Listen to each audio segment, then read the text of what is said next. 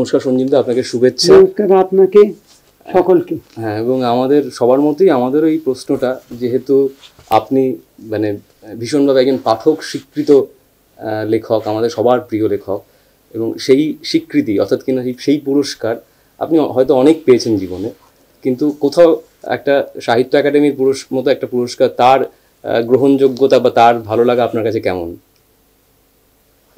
একটা বাংলা প্রবাদ শুনেছেন? হ্যাঁ, আগে গেলে বাঘে খায়, শেষে গেলে রাজা হয়। তো আমি ওটাকে গেলেটাকে পেলে করি, আগে পেলে বাঘে খায়, হ্যাঁ, শেষে পেলে রাজা হয়। জীবনের শেষ প্রত্যেক মানুষই তো, যখন মধ্যজীবনে থাকে মানুষ, তখন তো বেঁচে থাকার নেশা, ঘোড়া তখন তেজিয়ান। কিন্তু যখন একেবারে শেষকালে চলে আসে, দেখা যায় যে তাকে ছেড়ে সবাই চলে গেছে, সে হয়তো একাই ওই রকম স্টেশনে দাঁড়িয়েছে লাস্ট ট্রেনের জন্য, তখন তার মনে একটা বিষণ্ণতা আসে।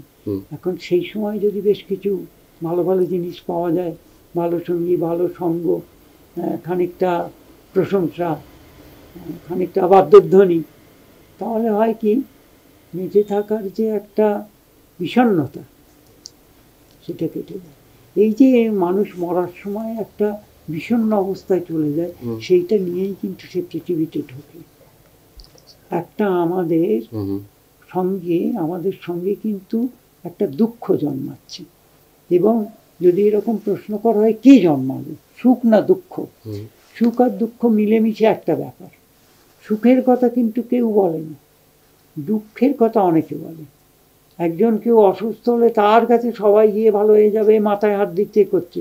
কেউ সুখে বসে আছে, ভালো মন্দ খাচ্ছে, হ্যাঁ করে হাঁটছে, সে কিন্তু তার নিজের গোষ্ঠীর মধ্যে। বাইরের লোকজন যেতে যেতে বলে কাঁচা পয়সা হয়েছে তো, তাই খুব ওড়াচ্ছে। দুঃখ যেমন মানুষের ভীষণ একটা সঙ্গী, এবং দুঃখ অনেক কাছে টেনে আনে, তাই তো? একেবারে।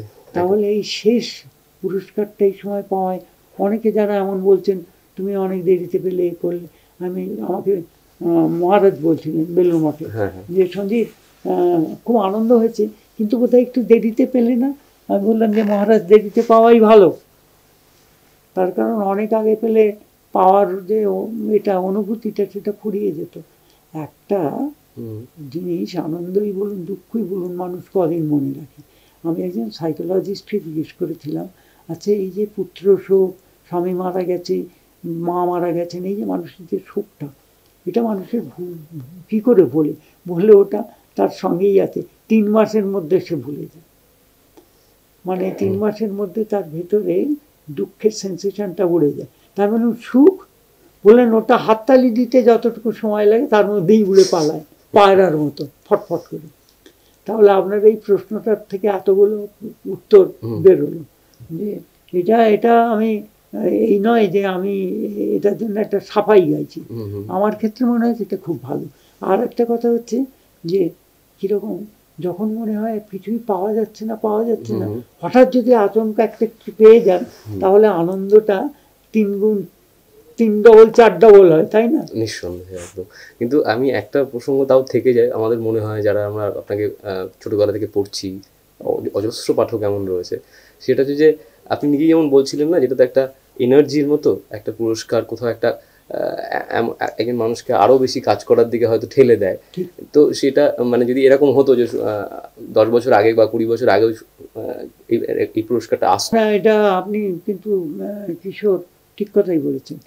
যদি কেউ একটা জায়গায়, ধরুন আপনি ডেড এন্ডে পৌঁছে গেছেন, আপনি যদি দেখেন যে আপনার যা পাওনা ছিল সব পেয়ে গেছেন, তারপর তো আর আপনার কিছু করতে ইচ্ছে করবে না। কিন্তু যদি নাকের ডগায় একটা গাজর ঝুলিয়ে দেওয়া হয় গাড়াটা, সেটা হাঁটতেই থাকবে, তা আমার তাই। কিন্তু মুশকিল হচ্ছে যে একটা বিরাট জায়গায় আমরা চলে ফিরে বেড়াই, আপনিও আমিও, সেটা হচ্ছে আমাদের জীবিকার ক্ষেত্র। সেখানে প্রতিদিন ঘুম ভাঙে এবং আমরা শুতে যাই, এই যে 24টা ঘন্টা, এর মধ্যে কিন্তু অন্য কিছু ভাববার অবকাশ থাকে না। সেটা হচ্ছে প্রথমে আমাকে বাঁচতে হবে, আমার পরিবার পরিজনের জন্য আমাকে উপার্জন করতে হবে, আর উপার্জনের জায়গায় যদি থাকি, তাহলে সেখানে আমার আস্তে আস্তে উন্নতি করতে হবে।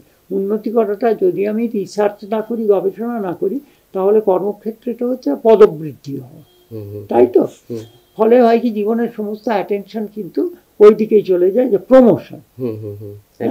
আর প্রমোশনের ভয় থাকে, যখন ইচ্ছে থাকে না, আবার ডিমোশনের ভয়ও আছে, ট্রান্সফারের ভয় আছে।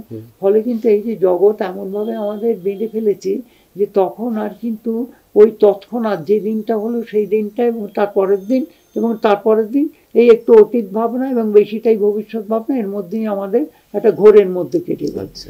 এবং সেখানে সে লেখকই হন আর মানে নাট্যকারী হন বা অভিনেতাই হন, যাই হন, প্রত্যেকেরই একটা এরকম ব্যাপার থাকে।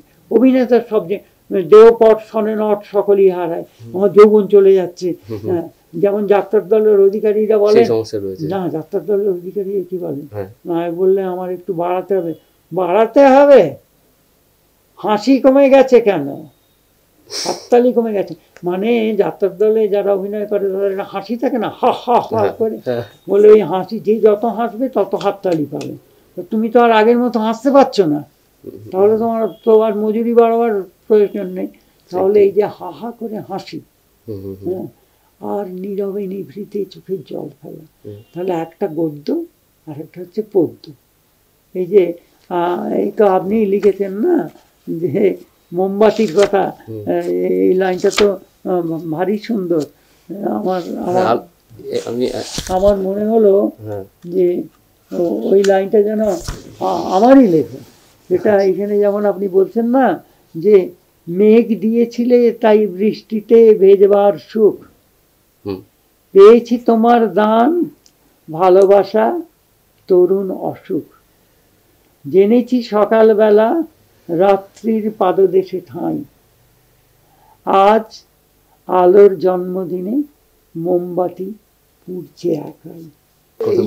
ফিলোসফি, সবাই একটা জীবন, তাকে ঘিরে আরো অন্য জীবন, এটা খুব স্বাভাবিক, কারণ মানুষ হচ্ছে পারিবারিক জীব। অন্যান্য পশুরাও যেমন দলবদ্ধ, আমরাও সেই রকম দলবদ্ধ, এর থেকে একটা পরিবার তৈরি হয়।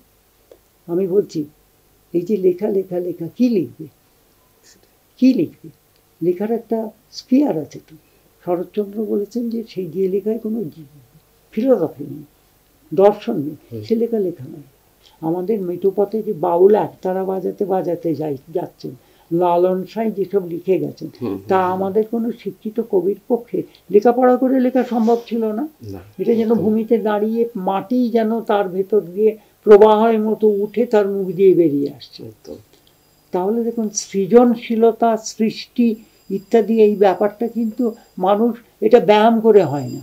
মানে একটা প্রসঙ্গ একটু আপনাকে তুলে দিই, যে প্রসঙ্গ থেকে আমরা ঢুকেছিলাম এই কথাটা, সেটা হচ্ছে এই যে পুরস্কার পাওয়া আর তার সঙ্গে এই যে একজন লেখকের সৃষ্টির যে উন্মাদনা, ভালো লাগা, তার কি কোনো আদৌ কোনো সম্পর্ক আছে? না, এই কথাগুলো এলো এই কারণে যে একজন যে এনগ্রসড ইন লাইফ, যে হয় যখন যে লেখে, সে যদি লেখার, সমরেশ বসুমশাই যাওয়ার সময় আমাকে একটা সুন্দর কথা বলেছিলেন, তারপর সন্দীপ যখন লিখবে লেখার ভেতরে বসে ডুবে যাবে তার মধ্যে। তাই এই যখন মানুষ একটা ডুবে গিয়ে লেখে, তখন কিন্তু সে কার জন্য লিখছে, সেটা কটা এডিশন হবে, সেটা পুরস্কার পাবে কি না, এসব কিন্তু ভেবে সে লেখে না। যদি এটা ভেবে লিখতো তাহলে কিন্তু লেখাটা তার হতো না।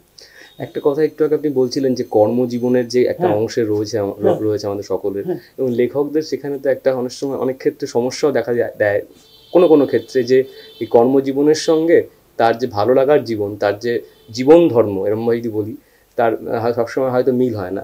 ধরুন আপনি যখন শুরু করলেন লেখালেখি, সেই সময়টায় আপনার যখন আপনাকে একই সঙ্গে সাহিত্য করতে ইচ্ছে করছে, পাশাপাশি কাজের যে অংশটা রয়েছে সেটাই কখনো আপনাকে সমস্যায় ফেলেছে, নাকি দুটো মিলে মিশে গেছে আপনার যখন শুরু করলেন? এখানে একটা খুব সুন্দর ব্যাপার আছে, একটা উদাহরণ বলি। সেটা হচ্ছে একটা বলদ, সে তো সারাদিন মাঠে লাঙল টানলো, তারপরে সে গোয়ালে এলো, গোয়ালে আসার পর তাকে জাবর দেওয়া হলো, সে খেলো গপ গপ করে, খেয়ে এবার বাকি রাতটা না সে জাবর কাটতে থাকে মস মস মস মস করে, সেইটাই তার সুখ। এবং সে জানে না পরের দিন সকালবেলা আবার তাকে সে এক জায়গায় যেতে হবে, একরকম যন্ত্রণা ভোগ করতে হবে। তাহলে মানুষের জীবনেরও ঠিক সেই রকম, সে যা করে টোরে এলো, তারপরে সে তার চিন্তা, তার ভাবনা, তার এক্সপোজিশন, তার যে মনের ইচ্ছা ছিল, যে সে পেতে চেয়েছে পায়নি, এইসব নিয়ে সে ভাবুক হতে পারে, সে কবি হতে পারে, সে সাহিত্যিক হতে পারে, কিংবা কিছুই না, সে হয়তো ঘুমিয়ে পড়তে পারে, what ever it may be. কিন্তু মানুষ হচ্ছে ভাবনাশীল প্রাণী, ভাবতে তাকে হবেই, এবং এই ভাবনা থেকেই সাহিত্যের উৎস। আচ্ছা, আরেকটা অংশ একটু বলবো আপনার, আপনি পড়াশোনা করেছেন রসায়ন নিয়ে, আপনি বিজ্ঞান, আপনার যে ছাত্র হিসেবে বিজ্ঞানের ছাত্র ছিলেন আপনি, এবং তারপরে যখন আপনি লিখতে এলেন, আপনার লেখার মধ্যে চূড়ান্ত আনন্দ পেল মানুষ। তার একটা অংশ, বড় অংশ অবশ্যই হাস্যরস, যেখানে একটু আগে আপনি বলছিলেন আমাদেরকে যে আপনি বাংলা সাহিত্যে চার্লি চ্যাপলিন বলে মনে করেন নিজেকে। এবং পাশাপাশি আবার একটা সময়ের পর থেকে আমরা বেশি করে পেতে শুরু করলাম, প্রথম থেকেই ছিল আপনার মধ্যে, সেটা হচ্ছে শ্রীরামকৃষ্ণকে সঙ্গে নিয়ে থাকা, তাকে তার স্মরণে থাকা বা তাকে নিয়ে লেখা ইত্যাদি। তো এই যে বিজ্ঞান থেকে জীবন, বিজ্ঞান থেকে ধর্ম, হ্যাঁ, ধর্ম থেকে বিজ্ঞান, কর্ম থেকে ধর্ম, ধর্ম থেকে কর্ম, এই যে জানেন যে ঘোরাফেরাটা, এটা যেমন একটা ঘড়ি, দেখুন 12টা, দুটো কাঁটা এক হয়ে আছে, তারপরে চলতে শুরু করলো, করতে করতে করতে করতে করতে করতে তারপর আবার 12টায় এসে লাগলো। এইখানে ভীষণ সুন্দর ভগবান শ্রীরামকৃষ্ণের একটা উপমা আছে, বলছেন 12টা বাজাও, অর্থাৎ ছোট কাঁটা আর বড় কাঁটাটা এক কর। তাহলে ব্যাপার হচ্ছে যে আমি ভগবানই বলি, যাই করি, ভগবান বলতে পারি, হরিনাম করতে পারি, আমার ইষ্টের বিভিন্ন নাম দিতে পারি, আল্লাহ বলতে পারি, এগুলো হচ্ছে সাধারণ মানুষের জন্য। আসল ভাবনা কিন্তু বেদান্ত। সেই বেদান্তটা কি? সৃষ্টি এবং স্রষ্টা, সৃষ্টি এবং স্রষ্টা, এই যে দ্বৈত ভাব, আমি আর তুমি, এইটা যখন এক হয়ে যায় তখনই একটা চমক হয়। এখন এই জায়গাটা তো মানুষ আসতে পারে না, কিন্তু প্রত্যেক মানুষকেই আসতে হবে ওই জায়গাটায়, কারণ মানুষ ছাড়া ঈশ্বরের উপলব্ধি তার সম্ভব নয়। একটা বাঘ কখনো ধ্যানে বসবে না, কিন্তু মানুষ ধ্যানে বসে। তাহলে এই সব ব্যাপারটা, এইটা তাহলে দেখা যাচ্ছে যে ধর্ম একটা মস্ত বড় বিজ্ঞান, বেদান্ত একটা মস্ত বড় বিজ্ঞান, সাধন ভজন একটা বিজ্ঞান, যোগ একটা বিজ্ঞান, কেমিস্ট্রি একটা বিজ্ঞান, ফিজিক্স একটা বিজ্ঞান, ম্যাথামেটিক্স একটা বিজ্ঞান। আমি তো সাধু হতে গেছিলাম, সে হচ্ছে আমাকে যদি পরমাংশ, স্বামী বিবেকানন্দকে যখন বম্বেতে ব্যারিস্টারের বাড়িতে রয়েছেন, তাদের সন্দেহ হচ্ছে যে স্বামীজি মাছ মাংস খাচ্ছেন, স্বামীজি পান খাচ্ছেন, তাকে ঠাসান দিয়ে বসছেন, এ আবার কীরকম সাধু? তারা আবার সব কট্টর মানে সংস্কারপন্থী সাধু। তখন স্বামীজি, আচ্ছা আপনি সন্ন্যাসী হয়ে এইসব করছেন, আবার দেখছি ডিকেন্সের পিকুইক পেপারস পড়ছেন, সাধুর কি এসব সাধে? ঠাকুর স্বামীজি বলছেন, আমি তো সাধু নই। তাহলে আপনি কে? বললেন, আমি পরমাংশ। তখন পরমাংশ কি? বলে পরমাংশ ভয়ঙ্কর জিনিস, ওই যে উপরের আকাশ, ওইটা আমার ছাদ, আর এই যে আমার হাত দুটো, এইটা আমার পানি পাত্র, আর ভোজনং যত্র তত্র শয়নং হট্ট মন্দিরে। আর দ্বিতীয় কথা কি, আমি কখনো কারোর কাছে কিচ্ছু চাই না। আমার যদি তার জন্য 3 দিন উপবাসও থাকতে হয় তাও থাকবো, এবং যখন আমাকে কেউ কিছু দেবে আবার তারও সমালোচনা করবো না, এটা ভুট্টার রুটি না এটা গমের রুটি না এটা কি ওটা কি।